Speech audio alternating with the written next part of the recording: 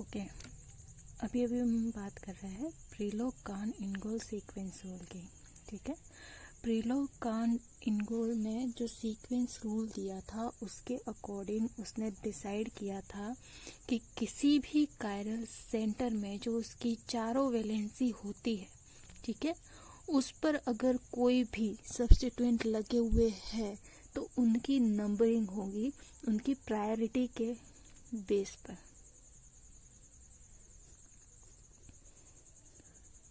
उनकी प्रायोरिटी के बेस पर प्रायोरिटी का एक जो है वो सीक्वेंस जो है हम डिसाइड करेंगे। किस बेसिस पे डिसाइड करेंगे? जैसे कि एक जो है हमारा कायरल सेंटर है, कायरल सेंटर पर 4 सब्स्टिट्यूएंट जुड़े हुए हैं अलग अलग, तो इनमें जो है इनकी प्रायोरिटी हम कैसे डिसाइड करेंगे? उसके लिए जो पहला रूल है, जो पहला रूल दिया इनगोल कान और प्रिलोग ने जो पहला रूल दिया उसके अकॉर्डिंग हम देखेंगे क्या? Atomic number. क्या देखेंगे? एटॉमिक नंबर देखेंगे। एटॉमिक नंबर में क्या देखेंगे? जिस सब्स्टिट्यूएंट का एटॉमिक नंबर कार्बन से जो डायरेक्टली जुड़ा हुआ जो भी एटम या ग्रुप है, उससे जो डायरेक्टली कार्बन से डायरेक्टली जुड़ा हुआ जो एटम है उसका एटॉमिक नंबर क्या है, कितना है। जिसका एटॉमिक नंबर जितना ज़्यादा होगा उसको फर्स्ट प्रायोरिटी पे रखेंगे। जैसे कि इस वाले एग्जांपल में हम देखते हैं सबसे ज़्यादा एटॉमिक नंबर किसका होता है? आयोडीन का होता है, तो आयोडीन को हम फर्स्ट प्रायोरिटी पे रखेंगे। इसके बाद किसका होता है? इसके बाद होता है ब्रोमीन का, तो ब्रोमीन को हम सेकेंड प्रायोरिटी पे रखेंगे।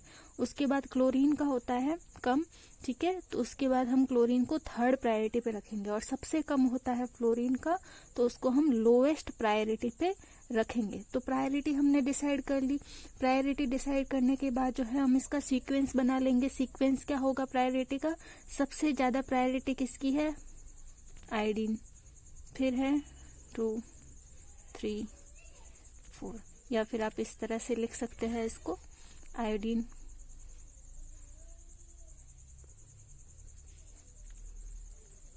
ठीक है। तो प्रिलोग-कान सीक्वेंस रूल के अकॉर्डिंग जो इसका पहला रूल है उसमें कायरल कार्बन से जुड़े हुए जो चारों सब्स्टिट्यूएंट हैं उनका एटॉमिक नंबर देख के हम उनका सीक्वेंस डिसाइड कर लेते हैं, ठीक है। सेकेंड जो रूल है इसका, रूल नंबर सेकेंड रूल में हम क्या देखेंगे कि मान लो कि कार्बन से जो जुड़े हुए दोनों सब्स्टिट्यूएंट है उसमें उनका एटॉमिक नंबर तो सेम है कि नहीं? दो सब्स्टिट्यूएंट का एटॉमिक नंबर तो सेम है परंतु उनका एटॉमिक मास अलग अलग है। कैसे मतलब? मान लो कि ये लिख दिया मैंने, ठीक है, ये। अब हाइड्रोजन का भी एटॉमिक नंबर 1 होता है और ड्यूटेरियम, ड्यूटेरियम क्या है आपको पता होगा, आइसोटोप होता है, हाइड्रोजन का आइसोटोप होता है ड्यूटेरियम। तो दोनों का एटॉमिक नंबर तो क्या है? एटॉमिक नंबर तो दोनों का सेम है। तो अब हम कैसे इसका जो है प्रायोरिटी डिसाइड करें? तो सबसे पहले तो पहले रूल के अकॉर्डिंग तो क्या होगा? एटॉमिक नंबर ज्यादा किसका था? आयोडीन का सबसे ज्यादा था, फर्स्ट प्रायोरिटी पे ये। फिर ब्रोमीन का ज्यादा था, आयोडीन के बाद किसका था? ब्रोमीन का था उससे कम, तो सेकेंड प्रायोरिटी पे ये। और सबसे कम क्या है? हाइड्रोजन और ड्यूटेरियम, दोनों एक दूसरे के आइसोटोप है। आइसोटोप में क्या होता है? आइसोटोप मतलब क्या होता है? आइसोटोप मतलब कि उनका एटॉमिक नंबर तो सेम हो परंतु उनका एटॉमिक मास डिफरेंट हो। तो एटॉमिक नंबर के बेसिस पे तो इन दोनों को प्रायोरिटी दे दी, इन दोनों का तो एटॉमिक नंबर सेम है, तो इनमें डिफ्रेंशिएट करने के लिए हम क्या देखेंगे? एटॉमिक मास, एटॉमिक मास देखेंगे इसका, ठीक है, एटॉमिक मास देखेंगे। तो अब एटॉमिक मास के अकॉर्डिंग जिसका एटॉमिक मास जिसका ज्यादा होगा उसको ज्यादा प्रायोरिटी पे रखेंगे, पहले प्रायोरिटी पे रखेंगे, और जिसका एटॉमिक मास जो है वो कम होगा उसको लोअर प्रायोरिटी पे रखेंगे। तो हम फिर थर्ड नंबर किसको देंगे? इसको देंगे, और लोएस्ट प्रायोरिटी पे हमारा रहेगा हाइड्रोजन, ठीक है, ये इस तरह से। फाइन। तो यहाँ पे सीक्वेंस क्या हुआ? सेम वही,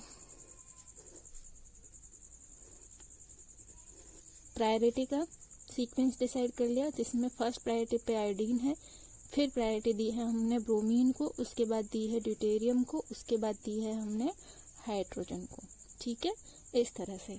अब बात आती है कि एटॉमिक नंबर देख लिया, चलो अगर एटॉमिक नंबर देख लिया उसके बेसिस पे कर लिया, एटॉमिक मास, एटॉमिक नंबर अगर दोनों का सेम है तो फिर हम उसको जाएंगे एटॉमिक मास पर। ठीक है, अब देखते हैं रूल नंबर 3 क्या होगा। रूल नंबर 3 में क्या होता है कि जो आपका कायरल कार्बन है उससे जुड़े हुए अगर दोनों सब्स्टिट्यूएंट का जो फर्स्ट एटम है वो अगर दोनों सेम हो। देखो पहले तो इस जो है एग्जाम्पल को आप नंबरिंग कर दो। कैसे करोगे? प्रायोरिटी, सबसे ज्यादा प्रायोरिटी यहाँ पर कौन रहेगा?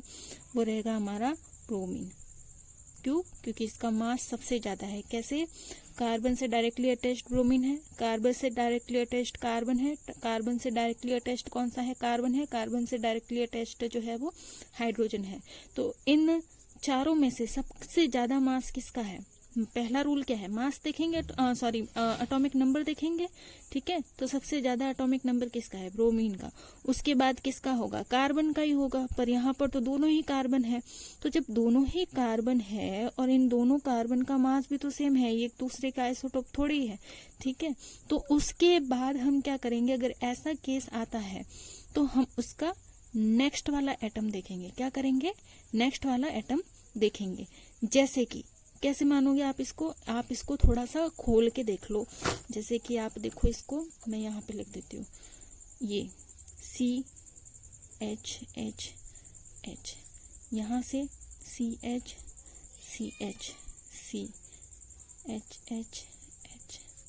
ये हो गया ब्रोमीन, ये हो गया हाइड्रोजन। सबसे ज्यादा मास इसका, तो इसको मिल गया। अब बात आती है इसको दूं या इसको दूं, प्रायोरिटी सबसे ज्यादा ब्रोमीन के बाद। तो क्या करूंगी मैं? पहले देखूंगी कि कार्बन, ये भी है कार्बन, यहाँ कार्बन के बाद वापस ये जो है आगे नेक्स्ट कार्बन से जुड़ा है। ठीक है, हाँ 2 हाइड्रोजन से जुड़ा है, पर तीसरी जो है इसकी वैलेंसी जो है वो कार्बन फुलफिल कर रहा है। यहाँ पे जो है ये कार्बन तीनों ही हाइड्रोजन से ही जुड़ा हुआ है। तो प्रायोरिटी किसको दूंगी मैं? इसको दूंगी। क्यों? क्योंकि इसमें जो है ये वाला कार्बन जो है आगे एक और कार्बन से जुड़ा हुआ है जिसका जो है एटॉमिक नंबर इस हाइड्रोजन से या इस हाइड्रोजन से या इस हाइड्रोजन से ज्यादा है। तो सेकेंड प्रायोरिटी पे कौन आएगा मेरा? ये वाला कार्बन। उसके बाद थर्ड पे ये, और ऑब्वियस सी बात है लास्ट पे हाइड्रोजन। सबसे कम मास होता है इसका। ठीक है, तो क्या करेंगे? If atomic number of 2 substituents are same, then we go for the next atom directly attached to the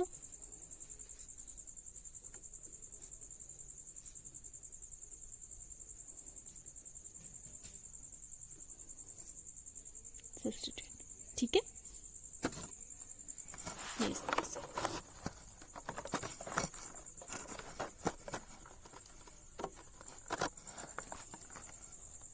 clear।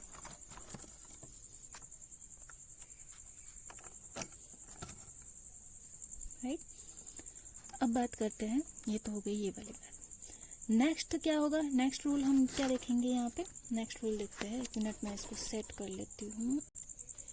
Okay, so प्रीलॉग can't इनगोल्ड sequence rule में जो 4th रूल है हमारा वो ये है कि इस तरह का अगर कोई आपके पास मॉलिक्यूल है, ठीक है, उसमें क्या है, जो कायरल कार्बन से डायरेक्टली अटैच्ड सारे के सारे कार्बन है। देखो अब ये कह रहा है कि ए एटम से जो भी लिंक है उससे आगे कोई एटम लिंक है। कैसे? डबल बॉन्ड या ट्रिपल बॉन्ड से लिंक्ड है, तो ए जो है उसका उन एटम्स का डबलेट या ट्रिपलेट होगा। कैसे? जैसे कि मैं इसको खोल के देखती हूँ, CHO एक ग्रुप है, ठीक है, इसमें खोल के देखूं अगर मैं तो किस तरह से देखूंगी? इस तरह से देखूंगी। ठीक है। तो ये कह रहा है कि यहाँ चलो कायरल कार्बन से डायरेक्टली अटैच कौन है, कार्बन ही है, ठीक है। और वो आगे किससे जुड़ा हुआ है, किसी ऑक्सीजन एटम से जुड़ा हुआ है, और वो ऑक्सीजन एटम से डबल बॉन्ड द्वारा जुड़ा हुआ है। तो ये जो कार्बन है वो ऑक्सीजन का डबलेट होगा। किस तरह से, यहाँ हम ऑक्सीजन को 2 बार लिखेंगे, यह हाइड्रोजन था ही, और क्या करेंगे, डबल बॉन्ड है यहाँ पर, तो कार्बन पर 2 ऑक्सीजन एटम लगा देंगे, ठीक है। और यहाँ पर ऑक्सीजन पर क्या कर देंगे हम, 2 कार्बन एटम लगा देंगे, इस तरह से, ठीक है। इतना डिटेल में नहीं जाओ, चलेगा, कोई बात नहीं। ज़्यादा अगर कॉम्प्लेक्स मॉलिक्यूल आता है तो ज़रूरत पड़ती है, वरना ये इसकी इतनी ज़रूरत नहीं है। फिर भी देख लो, ये इस तरह से होता है। अब यहाँ पर देखो, यहाँ पर ये COOH ग्रुप है, किस तरह से होगा ये, COOH। इसको मैं खोल के देखूं, ये भी क्या है, चलो ये तो सिंगल बॉन्ड से जुड़ा हुआ है, तो इसको हमारा कोई मैटर नहीं है, प्रॉब्लम वाली बात नहीं है, ठीक है। पर ये डबल बॉन्ड से जुड़ा हुआ है, तो हमने कहा है अगर डबल बॉन्ड से जुड़ा हुआ है तो डबलेट, और ट्रिपल बॉन्ड से जुड़ा हुआ है तो वो उस पर्टिकुलर एटम का ट्रिपलेट होगा। तो इसको मैं अगर खोल के देखती हूँ तो किस तरह से खोलूंगी, ये 2 बार लिख दिया मैंने ऑक्सीजन को, इस तरह से। और इस वाले जो नेक्स्ट ऑक्सीजन, सॉरी इस पे नहीं लिखेंगे, 2 बार लिख दिया इस तरह से, ठीक है। अब बात करते हैं कि प्रायोरिटी कैसे डिसाइड करेंगे। तो अब देखो, एक तो ये वाला है आपका सब्स्टिट्यूएंट, और दूसरा ये वाला सब्स्टिट्यूएंट है, ठीक है। इसमें क्या है, एक कार्बन जो कायरल कार्बन से जुड़ा हुआ है, एक कार्बन जो है वो आगे अपने 2 ऑक्सीजन मॉलिक्यूल से डायरेक्टली अटैच्ड है और एक हाइड्रोजन से अटैच्ड है। जबकि COOH ग्रुप में क्या होगा, एक कार्बन जो है आपका 3 ऑक्सीजन से जुड़ा हुआ है, ये क्या 3 ऑक्सीजन से, और ये वाला किससे, 2 ऑक्सीजन से आगे डायरेक्टली अटैच्ड है, और हाइड्रोजन है तो उसका कोई मीनिंग नहीं है, बहुत तो मतलब कि इसका लोएस्ट प्रायोरिटी होता है, ठीक है। तो नंबरिंग कैसे करेंगे, सॉरी प्रायोरिटी कैसे डिसाइड करेंगे, सबसे ज्यादा प्रायोरिटी पे कौन आएगा, ये वाला, क्यों, क्योंकि कार्बन आगे 3 ऑक्सीजन से जुड़ा हुआ है। उसके बाद कौन आएगा, ये वाला, क्यों, क्योंकि यहाँ पे कार्बन आगे 2 ऑक्सीजन से जुड़ा हुआ है, ऑक्सीजन का एटॉमिक नंबर ज्यादा होता है, ठीक है। इसके बाद कौन आएगा, ये वाला, क्यों, क्योंकि यहाँ पर कार्बन है जो आगे 3 हाइड्रोजन से और जुड़ा हुआ है, 3। और उसके बाद जो है लोएस्ट प्रायोरिटी होगी इसकी, ठीक है। तो ये तो था प्रेलॉग कान इनगोल्ड का सीक्वेंस रूल, किसके लिए, प्रायोरिटी निर्धारित करने के लिए सीक्वेंस रूल थे, ये चारों जो है आपके सीक्वेंस रूल थे। अब जो क्वेश्चन है कि EZ में हम किस तरह से प्रायोरिटी डिसाइड करते हैं, EZ में भी सीक्वेंस रूल तो यही है, ठीक है, प्रायोरिटी डिसाइड करने का रूल तो यही है, पर उसमें जो है EZ जब हम बात करते हैं तो थोड़ा सा केस जो है अलग हो जाता है। रूल यही है, रूल में कोई चेंज नहीं है, रूल यही है, रूल में कोई चेंज नहीं है, ठीक है। कैसे, EZ की बात कर रहे थे, EZ में आप क्या करते हो, ज्योमेट्रिकल आइसोमेरिज्म देता है, ठीक है। EZ कॉन्फ़िगरेशन है, ज्योमेट्रिकल आइसोमेरिज्म होगा। ज्योमेट्रिकल आइसोमेरिज्म के लिए क्या चाहिए, ज्योमेट्रिकल आइसोमेरिज्म के लिए कोई ना कोई डबल बॉन्ड हमको चाहिए, चाहे आपको सिस ट्रांस करना हो या EZ कॉन्फ़िगरेशन निकालना हो, ठीक है। तो उसमें जैसे कि मान लो यहाँ पर मैंने Br लगा दिया, यहाँ पे I लगा दिया, यहाँ पे CH3 लगा दिया, यहाँ पे मैंने मान लो कुछ भी लगा दिया, क्लोरीन लगा दिया, ठीक है। तो अब आप कह रहे थे कि प्रायोरिटी कैसे डिसाइड होगी, तो जब हम EZ की बात करते हैं तो हम जो है 1 2 3 4 ऐसे नंबरिंग नहीं करते, पहले एक कार्बन को उठाते हैं, ठीक है। क्या, पहले एक कार्बन को उठाते हैं, उस कार्बन में पहली प्रायोरिटी पे कौन रहेगा, बिल्कुल वैसे ही जैसे आपने अभी पढ़ा थोड़ी देर पहले, फर्स्ट प्रायोरिटी किसको मिलेगी, इसको, और सेकंड इसको। उसके बाद सेकंड वाले कार्बन पे आओ, फर्स्ट प्रायोरिटी किसको मिलेगी, यहाँ पे इसको, क्यों, क्योंकि एटॉमिक नंबर ज्यादा है। उसके बाद जो इससे डायरेक्टली अटैच्ड है कार्बन, उसको मिलेगी दूसरी प्रायोरिटी, ठीक है। अगर ये 1 1 ऑपोजिट साइड में है, 2 2 ऑपोजिट साइड में है, तो उस केस में क्या आएगा, E, और अगर ये इस तरह से होता, कॉन्फ़िगरेशन होगा इसका ई, और अगर ये इस तरह से होता, ये फर्स्ट प्रायोरिटी पे, ये सेकंड प्रायोरिटी पे, ये फर्स्ट प्रायोरिटी पे, ये सेकंड प्रायोरिटी पे, तो इसको क्या दे देते, अगर सेम साइड में है तो Z, अगर ऑपोजिट साइड में है तो E। इस तरह से जो है वो प्रायोरिटी डिसाइड की जाती है प्रेलोग कान इनगोल्ड सीक्वेंस रूल के अकॉर्डिंग, राइट।